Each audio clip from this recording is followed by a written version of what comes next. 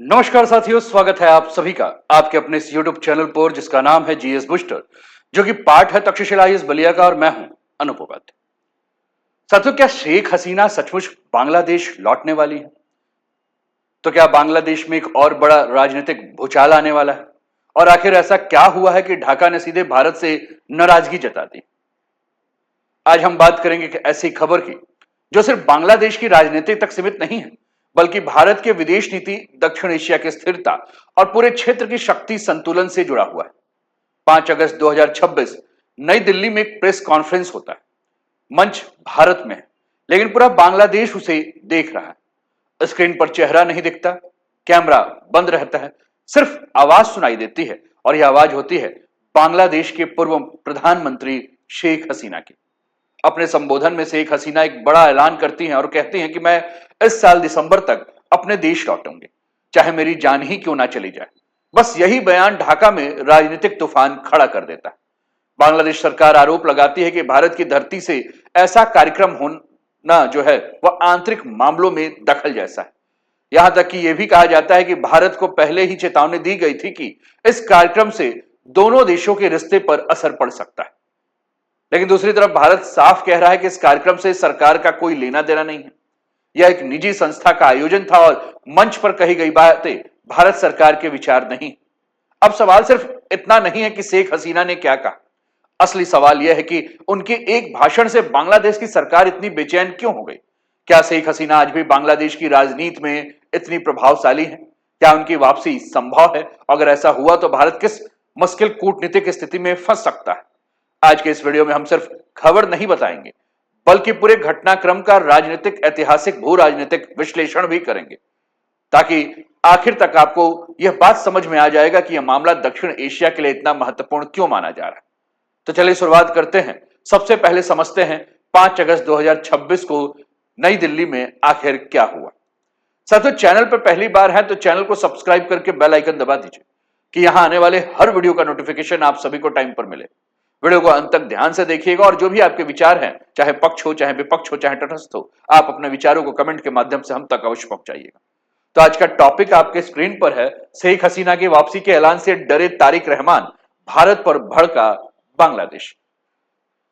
साथियों, 5 अगस्त 2026 शाम का समय था, जगह थी नई दिल्ली। एक निजी मीडिया ने प्रेस कॉन्फ्रेंस आयोजित की, लेकिन इस प्रेस कॉन्फ्रेंस में सबसे दिलचस्प बात यह थी कि जिस व्यक्ति का सबको इंतजार था उसका चेहरा दिखाई ही नहीं दिया। कैमरा बंद था, सिर्फ आवाज सुनाई दे रही थी। यह आवाज थी बांग्लादेश के पूर्व प्रधानमंत्री शेख हसीना की। वही शेख हसीना जिन्हें अगस्त 2024 में 5 ही तारीख को भारी छात्रा आंदोलन और राजनीतिक उथल पुथल के बाद देश छोड़ना पड़ा था, जो तब से भारत में रह रही हैं।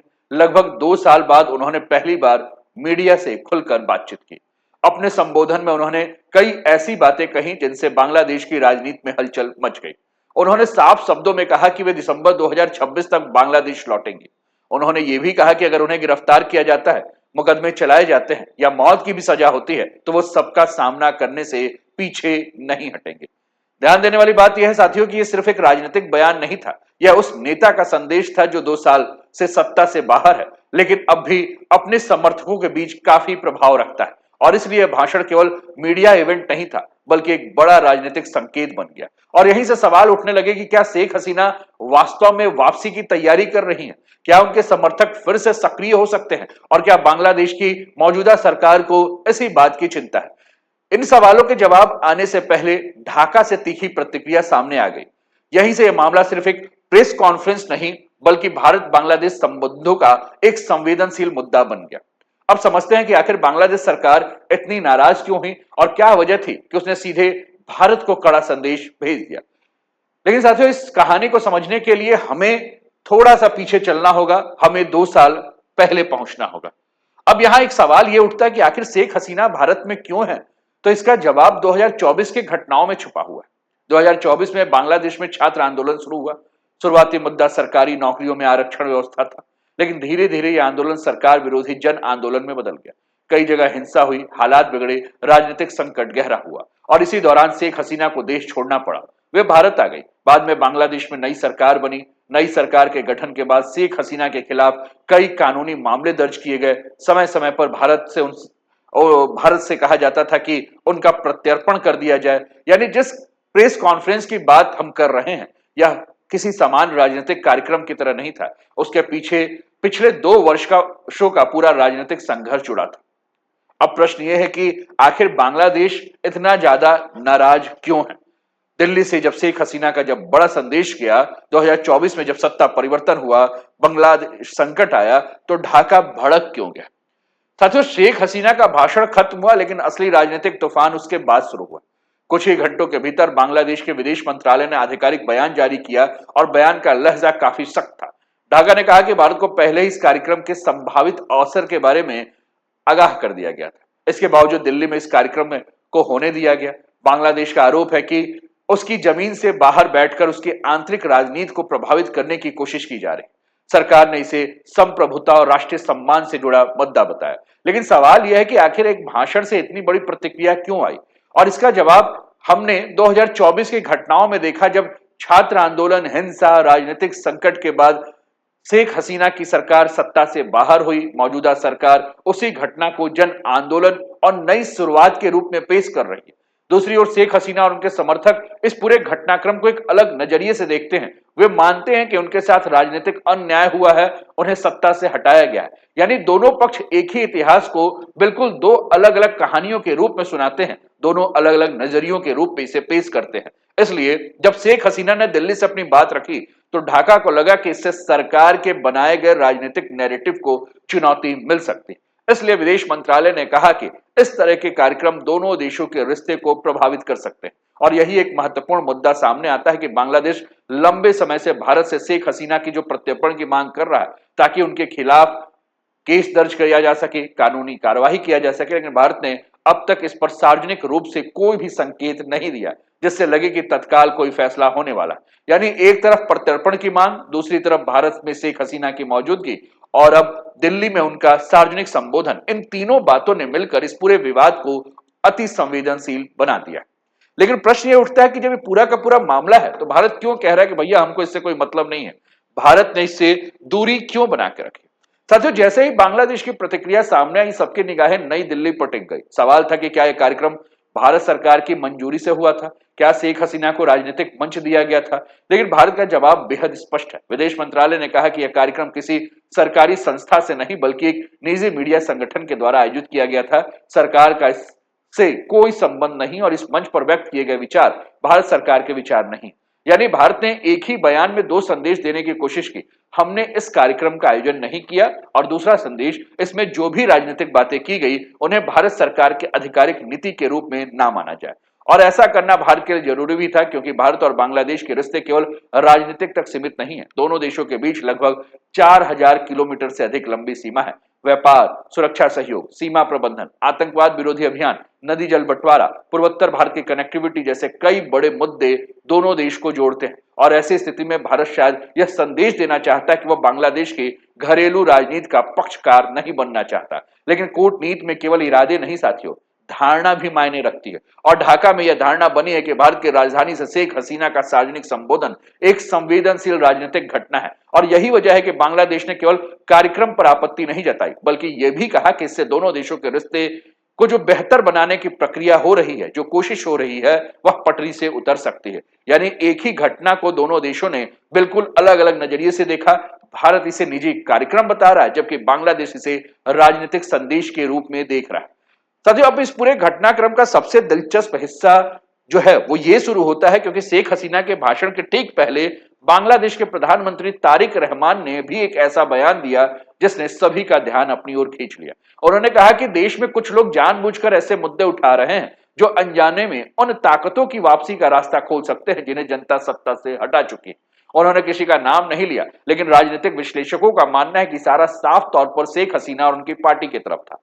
अब यहां एक सवाल उठता है कि अगर तारिक रहमान की सरकार के पास बहुमत है, सरकार स्थिर है, तो उनको इतना डर और इतनी चिंता क्यों है? और इसका जवाब केवल संसद की सीटों में नहीं, बल्कि राजनीति के मनोविज्ञान में छुपा हुआ। साथियों, किसी भी लोकतंत्र में चुनाव जीत लेना एक बात है, लेकिन जनता के बीच राजनीतिक प्रभाव बनाए रखना दूसरी बात। शेख हसीना करीब 1.5 दशक तक बांग्लादेश की सबसे प्रभावशाली नेता रही। उनके शासनकाल में समर्थकों का एक बड़ा आधार तैयार हुआ। सत्ता से हटने के बाद भी वो आधार पूरी तरह से खत्म हो जाए, ऐसा मान लेना आसान नहीं है। और यही कारण है कि अगर शेख हसीना देश लौटती हैं तो भले ही वे तुरंत सत्ता में ना आए, लेकिन उनकी मौजूदगी विपक्ष को एक मजबूत चेहरा दे सकती है, उनके समर्थकों का मनोबल बढ़ सकता है और राजनीतिक ध्रुवीकरण तेज हो सकता है। दूसरी तरफ सरकार का कहना है कि उनके खिलाफ गंभीर आपराधिक मामले दर्ज हैं, कानून अपना काम करेगा, इसलिए सरकार इस पूरे मुद्दे को न्याय और जवाबदेही के नजरिए से पेश कर रही है। यानी दोनों पक्षों की अपनी अपनी राजनीतिक कहानी है। एक पक्ष कहता है ये लोकतंत्र की वापसी है, तो दूसरा पक्ष कहता है राजनीतिक प्रतिशोध है। और यही वजह है कि शेख हसीना का एक ऑडियो संबोधन भी सिर्फ भाषण नहीं रह गया, वह राजनीतिक संदेश, एक मनोवैज्ञानिक संकेत और आने वाले महीनों में की जो राजनीति का जो है वो ट्रेलर बन गया। साथियों, अब भारत के लिए कूटनीतिक दुविधा जो है वो शुरू हो सकती है। भारत बांग्लादेश रिश्तों की अग्नि परीक्षा का ये समय हो चुका है। साथियों, भारत की स्थिति को अगर हम समझें तो क्योंकि इस पूरे विवाद में शायद सबसे कठिन भूमिका अगर किसी की है तो भारत की। एक तरफ शेख हसीना है, वही नेता जिनके कार्यकाल में भारत और बांग्लादेश के रिश्ते अपने सबसे अच्छे दौर से चल रहे थे।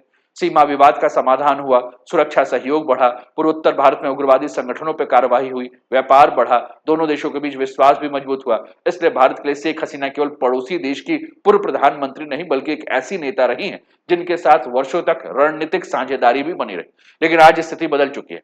बांग्लादेश में नई सरकार और भारत उसके साथ सामान्य और स्थिर संबंध बनाए रखना चाहता है। विदेश नीति का मूल सिद्धांत यही होता है कि किसी भी देश के साथ संबंध सरकारों से नहीं बल्कि राष्ट्र से बनाए जाते हैं। सरकारें बदलती रहती हैं लेकिन राष्ट्रीय हित स्थायी रहते हैं। और यही कारण है कि भारत ने शेख हसीना के कार्यक्रम से तुरंत दूरी को बना लिया, क्योंकि अगर भारत खुलकर किसी भी राजनीतिक पक्ष के साथ खड़ा दिखाई देता तो दूसरी सरकार के साथ विश्वास की समस्या पैदा हो सकती थी। यही प्रत्यर्पण यानी कि एक्स्ट्राडिशन का मुद्दा भी सामने आता है। बांग्लादेश लगातार कहता रहा है कि शेख हसीना को वापस भेजा जाए ताकि वहां चल रहे मामलों का वो सामना करे। दोनों देशों के बीच संधियां, न्यायिक प्रक्रिया, कानूनी अधिकार और अंतर्राष्ट्रीय मानदंड भी महत्वपूर्ण भूमिका निभाते हैं। इसलिए फैसला केवल राजनीतिक नहीं बल्कि कानूनी और कूटनीतिक दोनों स्तर पर जटिल होता है। और यही वजह है कि भारत ने अभी तक इस पूरे मामले पर बहुत संतुलित भाषा का इस्तेमाल किया है। ना तो उसने सार्वजनिक रूप से बांग्लादेश की मांग को स्वीकार किया है और ना ही कोई ऐसा संकेत दिया है कि वह इस विषय पे टकराव चाहता है। दरअसल भारत की सबसे बड़ी प्राथमिकता बांग्लादेश में स्थिरता को बनाए रखना है, क्योंकि अगर वहां लंबे समय तक राजनीतिक अस्थिरता होगी तो उसका सीधा असर जो है वो भारत की सीमाओं, व्यापार, सुरक्षा, पूरे दक्षिण एशिया के क्षेत्र पे पड़ सकता है। इसलिए केवल ये शेख हसीना की वापसी का सवाल नहीं है, यह भारत के विदेश नीति की परीक्षा भी है। जहां एक तरफ पूरे रणनीतिक संबंध तो दूसरी तरफ वर्तमान सरकार के साथ भविष्य के रिश्तों का भी संतुलन है।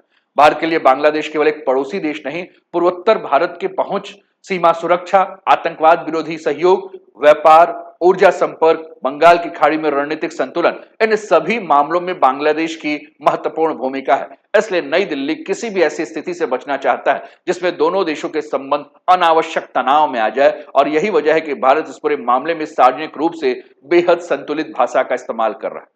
साथियों, अब सबसे बड़ा सवाल यह है कि क्या शेख हसीना वास्तव में दिसंबर 2026 में वापस लौटेंगे? और इसका जवाब आज किसी के पास निश्चित रूप से नहीं है, लेकिन मौजूदा घटनाक्रम को देखते हुए इसके 3 संभावित परिदृश्य आते हैं। पहला, अगर शेख हसीना लौटती हैं तो सबसे पहले कानूनी प्रक्रिया शुरू हो सकती है। उनके खिलाफ जो भी मामले दर्ज हैं जिसमें गिरफ्तारी या न्यायिक कार्यवाही का संभावना जो है वो सबसे ज्यादा है। दूसरा, अगर हम बात करें तो वापसी टल सकती है, यानी कि सुरक्षा, कानूनी या कूटनीतिक कारणों से उनकी वापसी को फिलहाल रोका जा सकता है। और ऐसा होने पर वे विदेश से ही अपने समर्थकों को संबोधित करती हैं और राजनीतिक रूप से सक्रिय रहने की कोशिश करती हैं। तीसरा यह हो सकता है साथियों कि इससे भारत और बांग्लादेश के रिश्ते का तनाव और बढ़ जाए। अगर इस मुद्दे पर बयानबाजी लगातार तेज हुई तो कूटनीतिक संवाद चुनौतीपूर्ण हो सकता है। हालांकि दोनों देशों ने कई बार यह कहा है कि आपसी सम्मान और सहयोग के आधार पर रिश्ते को आगे बढ़ाना चाहते हैं, इसलिए दोनों पक्ष तनाव को नियंत्रित रखने की कोशिश करेंगे। यहां पूरा मामला केवल शेख हसीना या तारिक रहमान का नहीं है, सवाल उससे भी अधिक है। जब किसी देश में सत्ता बदलती है तो पुराने नेताओं का भूमिका क्या है, राजनीतिक असहमति और कानूनी प्रक्रिया के बीच संतुलन कैसे बनाया जाता है, और पड़ोसी देश ऐसे संवेदनशील मामले में अपनी कूटनीति कैसे संभालते हैं। साथियों, भारत के लिए चुनौती यह है कि वह बांग्लादेश के साथ अपने दीर्घकालिक रणनीतिक संबंध भी बनाए रखे और किसी एक राजनीतिक पक्ष का समर्थक भी ना दिखाई दे। वही बांग्लादेश के लिए चुनौती यह है कि राजनीतिक प्रतिस्पर्धा लोकतांत्रिक संस्थाओं के भीतर रहे और स्थिरता बना रहे। फिलहाल इतना तो तय है साथियों कि शेख हसीना का यह भाषण दक्षिण एशिया की राजनीति में नई बहस को शुरू कर चुका है। अब सबकी नजर आने वाले दिसंबर महीने में है, जब उनकी वापसी होगी। क्या दोनों देशों के बीच में यह विवाद शांत होगा? क्या बांग्लादेश की राजनीति एक नए मोड़ पर पहुंच चुकी है? लेकिन एक बात हमेशा याद रखिए, अंतर्राष्ट्रीय राजनीति में हर बयान, हर मुलाकात, हर कूटनीतिक प्रतिक्रिया केवल उस दिन की खबर नहीं होती है। कई बार वही घटनाएं आने वाले वर्षों की दिशा तय करती हैं। अब सवाल आपसे है, चर्चा को आपने सुना, तो बांग्लादेश की राजनीति का अगला अध्याय क्या होगा, यही है आपसे सवाल। अगर शेख हसीना बांग्लादेश लौटती हैं तो वहां की राजनीति पर सबसे बड़ा असर क्या होगा? आप अपनी राय कमेंट के माध्यम से जरूर मुझे भेजिए। अगर वीडियो पसंद आया हो तो लाइक कर दीजिए। चैनल को अभी तक सब्सक्राइब नहीं किया तो सब्सक्राइब कर दीजिए भैया, क्योंकि आपका एक एक सब्सक्रिप्शन मतलब सब्सक्राइब करना मेरे मनोबल को बढ़ाता है। मुझे लगता है कि और रिसर्च करके आपके सामने मुद्दों को लाया जाए। आप अपने विचारों को रखिए, और लगे कि बांग्लादेश के लिए ये न्यूज इंपॉर्टेंट, और आप बांग्लादेश से मुझे कई साथी सुनते हैं, विचार भी अच्छे आते हैं। कभी कभी लव फ्रॉम बांग्लादेश, तो कभी कभी आई हेट यू, ऐसे ही विचार आते हैं। लेकिन मैं सभी के विचारों का सम्मान करता हूं। आप अपने विचारों को कमेंट के माध्यम से हमारे पास भेज दीजिए, और जुड़े रहिए हमारे साथ कि अगला वीडियो जब मैं अपलोड करूं तो उसका नोटिफिकेशन आपको मिले, और हम मुद्दों पे और चर्चा को आगे बढ़ाएं। तो अपना ध्यान रखिए, स्वस्थ रहिए, मस्त रहिए, तंदुरुस्त रहिए, हंसते खेलते मुस्कुराते हुए जीवन का आनंद लीजिए। जय हिंद, जय भारत।